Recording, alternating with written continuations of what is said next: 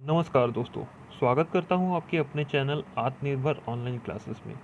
बच्चों, आज इस वीडियो में हम लोग देख रहे हैं गुप्त काल का पार्ट सेकंड। तो चलिए शुरू करते हैं। 46 नंबर आपका क्वेश्चन देखते हैं।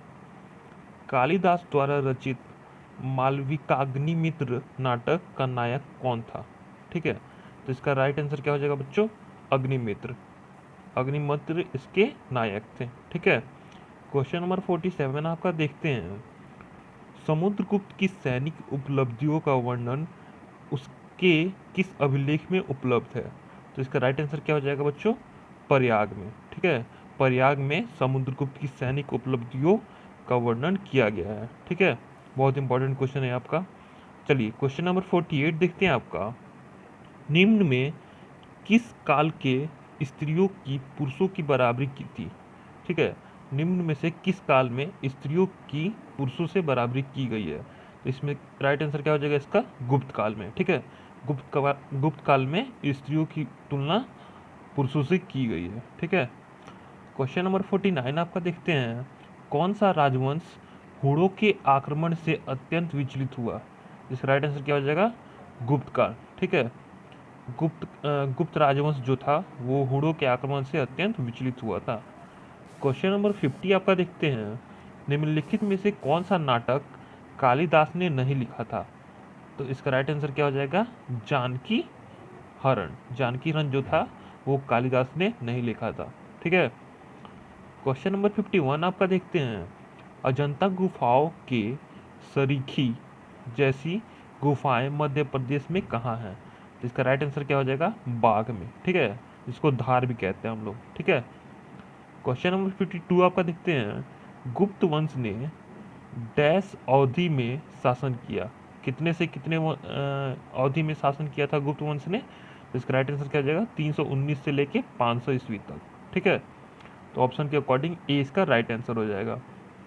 क्वेश्चन नंबर 53 देखते हैं आपका। बाल विवाह की प्रथा आरंभ हुई किस काल में? तो गुप्त काल में। गुप्त काल में बाल विवाह की प्रथा आरंभ हुई थी। क्वेश्चन नंबर 54 आपका देखते हैं। सोने के सर्वाधिक सिक्के किस काल में जारी किए गए? तो इसका राइट आंसर क्या हो जाएगा? गुप्त काल में। गुप्त काल में सोने के सर्वाधिक सिक्के जारी किए गए थे। क्वेश्चन नंबर 55 आपका देखते हैं। यूरोपीय भाषा में अनुदित या फिर अनुवादित प्रथम भारतीय ग्रंथ कौन सा है? तो इसका राइट आंसर क्या हो जाएगा बच्चों? अभिज्ञान शाकुंतलम। ठीक है, अभिज्ञान शाकुंतलम जो है वो यूरोपीय भाषा में अनुवादित प्रथम भारतीय ग्रंथ है। ठीक है, क्वेश्चन नंबर 56 आपका देखते हैं। सती प्रथा का पहला उल्लेख कहाँ से मिलता है? तो इसका राइट आंसर क्या हो जाएगा? सती प्रथा का पहला उल्लेख एरन अभिलेख से मिलता है। तो ऑप्शन के अकॉर्डिंग सी इसका राइट आंसर हो जाएगा। क्वेश्चन नंबर 57 आपका देखते हैं। गुप्त वंश के निम्नलिखित शासकों का को क्रम से लगाइए, मतलब लाइन से लगाना है। तो सबसे पहला कौन थे? चंद्रगुप्त फर्स्ट। ठीक है, उसके बाद कौन हुए? समुद्रगुप्त। उसके बाद चंद्रगुप्त सेकंड। उसके बाद कुमारगुप्त। उसके बाद स्कंदगुप्त। तो ऑप्शन के अकॉर्डिंग ई जो है इसका राइट आंसर हो जाएगा। ठीक है, क्वेश्चन नंबर 58 आपका देखते हैं। गुप्तकालीन सिक्कों का सबसे बड़ा ढेर कहाँ से प्राप्त हुआ था? तो इसका राइट आंसर क्या हो जाएगा? बयाना से, जो कि भरतपुर में है। ठीक है, ये इसका राइट आंसर हो जाएगा, यानी कि 58 का ऑप्शन क्या हो जाएगा? सी। अब चलिए बच्चों नेक्स्ट क्वेश्चन आपका देखते हैं। Question number 59। किस गुप्त शासक को नालंदा विश्वविद्यालय का संस्थापक माना जाता है? तो इसका राइट आंसर क्या हो जाएगा? कुमारगुप्त फर्स्ट को। ठीक है, कुमारगुप्त फर्स्ट को नालंदा विश्वविद्यालय का संस्थापक माना जाता है। क्वेश्चन नंबर 60 आपका देखते हैं। कथन ए क्या कह रहा है? प्राचीन भारत में सामंती व्यवस्था यानी कि फ्यूडल सिस्टम का अभ्युदय सैनिक अभियानों में देखा जा सकता है। तो ये सही है। कथन आर क्या कह रहा है? गुप्त काल में सामंती व्यवस्था का पर्याप्त विस्तार हुआ था। तो ये भी सही है, लेकिन कोई इन दोनों में रेलिवेंट नहीं है। ठीक है, तो ऑप्शन के अकॉर्डिंग क्या हो जाएगा? ए और आर दोनों सही हैं, किंतु आर ए की व्याख्या नहीं करता है। ठीक है, तो ऑप्शन के अकॉर्डिंग 20 का राइट आंसर हो जाएगा। क्वेश्चन नंबर 61 आपका देखते हैं। गुप्त काल में उत्तरीय भारतीय व्यापार निम्नलिखित किस एक पतन से संचालित होता था? तो इसका राइट आंसर क्या हो जाएगा? ताम्रलिप्ति। ताम्रलिप्ति से वो संचालित होता था। ठीक है। क्वेश्चन नंबर 62 आपका देखते हैं। गुप्त शासकों द्वारा जारी किए गए चांदी के सिक्के कहलाते थे। क्या कहलाते थे? चांदी के सिक्के को क्या कहा जाता था? गुप्त शासकों द्वारा जो जारी हुए थे, उसका राइट आंसर क्या हो जाएगा? रूपक। ठीक है, रूपक कहा जाता था चांदी के सिक्कों को। क्वेश्चन नंबर 63 आपका देखते हैं। सूची 1 को सूची 2 से सुमेलित करना है। सूची 1 में क्या दिया हुआ है? विशाख दत्त। तो विशाख दत्त कहाँ से मिल जाएगा? नाटक से। ठीक है। वराह मिहिर किससे मिल जाएगा? तो वराह मिहिर खगोल विज्ञान से मिल जाएगा। चरक किससे मिल जाएगा? तो चरक चिकित्सा से मिल जाएगा। ठीक है। ब्रह्मगुप्त किससे मिल जाएगा? ब्रह्मगुप्त गणित से मिल जाएगा। तो ऑप्शन के अकॉर्डिंग इसका सी राइट आंसर हो जाएगा। क्वेश्चन नंबर 64 आपका देखते हैं। चंद्रगुप्त सेकंड के काल में विद्या, कला व साहित्य का महान केंद्र कौन सा था? इसका राइट आंसर क्या हो जाएगा? उज्जैन। उज्जैन जो था, वहीं पे चंद्रगुप्त सेकंड के काल में विद्या, कला और साहित्य का महान केंद्र था वो। ठीक है। क्वेश्चन नंबर 65 आपका देखते हैं। कालिदास की किस कृति की गिनती विश्व की 100 प्रसिद्ध साहित्यिक कृतियों में होती है? तो इसका राइट आंसर क्या हो जाएगा? अभिज्ञान शाकुंतलम। ठीक है, इसी की गिनती विश्व के 100 प्रसिद्ध साहित्यिक कृतियों में होती है। क्वेश्चन नंबर 66 आपका देखते हैं। वर्तमान गणित में दशमलव प्रणाली आविष्कार का श्रेय निम्न में से किस युग को है? तो इसका राइट आंसर क्या हो जाएगा? गुप्त युग को। चलिए बच्चों, नेक्स्ट क्वेश्चन आपका देखते हैं। Question number 67। निम्न में से कौन सा गुप्त वंश के पतन का कारण नहीं था? तो इसका राइट आंसर क्या हो जाएगा? सत्ता के नियंत्रण के लिए आंतरिक कला। ठीक है, ये इसका राइट आंसर हो जाएगा। ये इसका कारण नहीं था उसका पतन का। क्वेश्चन नंबर 68 देखते हैं।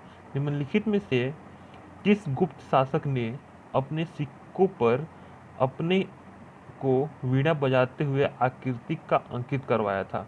इसका राइट आंसर क्या हो जाएगा? समुद्रगुप्त ने। ठीक है, समुद्रगुप्त ने अपने सिक्कों पर अपने को वीणा बजाते हुए आकृति में अंकित करवाया था। ठीक है। क्वेश्चन नंबर आपका 69 देखते हैं। वह प्रथम भारतीय विद्वान कौन था जिसने गणित को एक पृथक विषय के रूप में स्थापित किया? तो इसका राइट आंसर क्या हो जाएगा? आर्यभट्ट ने। ठीक है, आर्यभट्ट ही वो प्रथम विद्वान थे, यानी कि गणितज्ञ थे, जिन्होंने गणित को एक पृथक विषय के रूप में स्थापित किया था। ठीक है। क्वेश्चन नंबर 70 देखते हैं आपका। गुप्तकालीन पुस्तक नवनीत कम का संबंध है किससे है? तो चिकित्सा से। ठीक है, चिकित्सा से वो संबंधित है। क्वेश्चन नंबर 71 आपका देखते हैं। तांबा का सिक्का जारी करने वाला पहला गुप्त शासक कौन था? इसका राइट आंसर क्या हो जाएगा? रामगुप्त। रामगुप्त जो थे, वो तांबे का सिक्का जारी करने वाले पहले गुप्त शासक थे। ठीक है। क्वेश्चन नंबर 72 आपका देखते हैं। सुमेलित करना है। शासक दिया हुआ है और अभिलेख दिया हुआ है। ठीक है, तो समुद्रगुप्त क्या हो जाएगा? प्रयाग प्रशस्ति। ठीक है। चंद्रगुप्त सेकंड क्या हो जाएगा? मेहरौली लौह स्तंभ लेख। स्कंदगुप्त क्या हो जाएगा? भीतरी स्तंभ लेख। बुधगुप्त क्या हो जाएगा? पहाड़पुर ताम्रपत्र। ठीक है, तो ऑप्शन के अकॉर्डिंग ए जो है उसका राइट आंसर हो जाएगा। क्वेश्चन नंबर 73 में भी सुमेलित करना है आपको। मुद्रा के प्रकार दिए हुए हैं और शासक दिया हुआ है। ठीक है। कुमार देवी प्रकार क्या हो जाएगा? चंद्रगुप्त फर्स्ट। वीणा वादन प्रकार क्या हो जाएगा इसमें? समुद्रगुप्त। चक्र विक्रम प्रकार, तो इसमें हो जाएगा चंद्रगुप्त सेकंड। और कार्तिकेय प्रकार क्या हो जाएगा?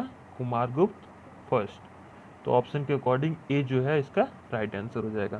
क्वेश्चन नंबर 74 देखते हैं आपका। सुमेलित करना है, इसमें भी शासक दिया हुआ है और उनकी उपाधि दी गई है। तो क्या हो जाएगा देखते हैं। चंद्रगुप्त फर्स्ट क्या हो जाएगा? महाधिराज हो जाएगा। ठीक है। समुद्रगुप्त क्या हो जाएगा? समुद्रगुप्त अश्वमेध पराक्रम। और सी में देखते हैं चंद्रगुप्त सेकंड क्या हो जाएगा? चंद्रगुप्त सेकंड में क्या हो जाएगा? परम भागवत। और डी नंबर में देखते हैं स्कंदगुप्त लिखा हुआ है, तो स्कंदगुप्त का क्या हो जाएगा? सक्रोपम। ठीक है, तो ऑप्शन के अकॉर्डिंग डी होगा इसका राइट आंसर। क्वेश्चन नंबर 75 आपका देखते हैं। सूची 1 को सूची 2 के साथ सुमेलित करना है। सूची 1 में शासक दिया हुआ है और उनकी पत्नियों के बारे में दिया गया है। सूची 2 में तो चंद्रगुप्त फर्स्ट की पत्नी का नाम क्या था? कुमार देवी या फिर लिच्छवी। ठीक है। और रामगुप्त की पत्नी का क्या नाम था? तो वो ध्रुव देवी नाम था उनका। ठीक है। समुद्रगुप्त की पत्नी का नाम दत्ता देवी। और रुद्रसेन सेकंड की पत्नी का नाम प्रभावती गुप्त। तो ऑप्शन के अकॉर्डिंग ए जो हो जाएगा इसका राइट आंसर हो जाएगा।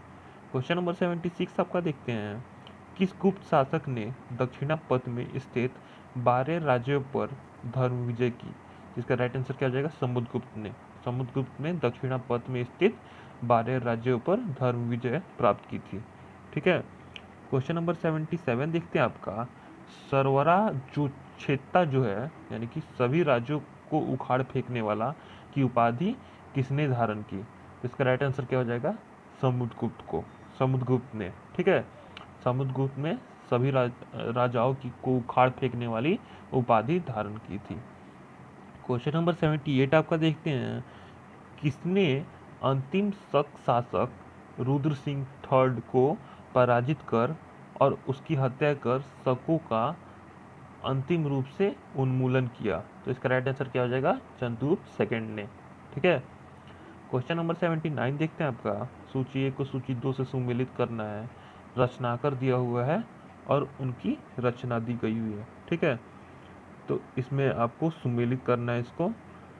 चलिए देखते हैं, पहले में क्या हुआ है? आर्यभट्ट। तो क्या हो जाएगा? आर्यभट्टीय।